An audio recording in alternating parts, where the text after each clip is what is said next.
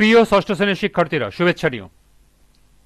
আজকে আমি তোমাদের বিজ্ঞান বইয়ের প্রথম অধ্যায় বৈজ্ঞানিক প্রক্রিয়া এবং পরিমাপ এর ৭ নং পৃষ্ঠার কাজ সমাধান করে দেব। প্রথমে তোমাদের বলবো, যারা আমার চ্যানেলটি সাবস্ক্রাইব করো নাই তারা আমার চ্যানেলটি সাবস্ক্রাইব করবে এবং আমার সাথে থাকবে। তাহলে চলো আমরা ক্লাস শুরু করি।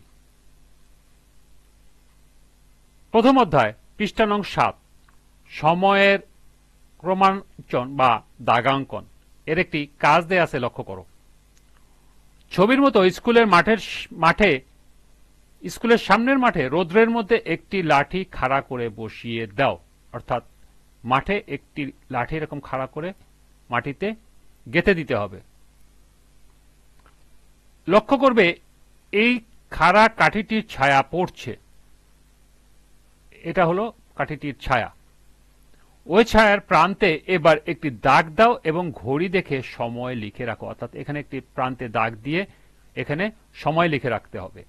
এবার প্রতিটি ক্লাসের পরে গিয়ে পুনরায় ছায়ার প্রান্তে দাগ দিয়ে ঘড়ি দেখে সময় লিখে রাখো। এভাবে প্রতি ঘন্টা পর পর দাগ দিয়ে একটি সূর্য ঘড়ি তৈরি করা যায়, যা দ্বারা ছায়া দেখে সময় বলে দিতে পারবে। তো চলো এখন আমরা এর সমাধান দেখে নিই।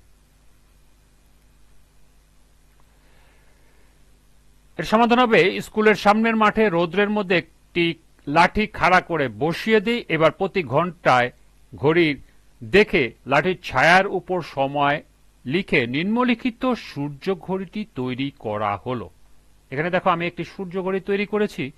সেটি হলো, আমাদের লাঠিটির যদি অবস্থান এই জায়গায় হয়, এখানে তোমাদের অবশ্যই এই জিনিসটা উল্লেখ করতে হবে, সেটা হলো কোনটা কোন দিক। এটা হলো উত্তর দিক, নিচে দক্ষিণ দিক, ডান দিকে পূর্ব দিক, বাম দিকে পশ্চিম দিক। তোমরা যখনই কোনো কিছু আঁকবে তখন তার অবস্থান অবশ্যই এটাই হবে।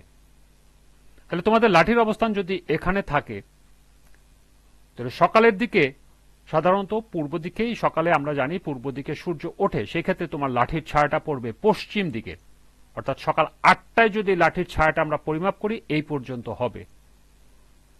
সকাল ৯টায় যখন লাঠির ছায়া পরিমাপ করবো, আস্তে আস্তে ছায়া দৈর্ঘ্য কমে আসবে, কারণ সূর্য আস্তে আস্তে মাথার উপরে উঠে আসবে। সকাল 10টার ছায়া আরো কমে আসবে, সকাল 11টা এবং সর্বশেষ সকাল 12টার ছায়া এই পর্যন্ত আসবে। এই থেকে আমরা একটি সূর্য ঘড়ি তৈরি করতে পারি।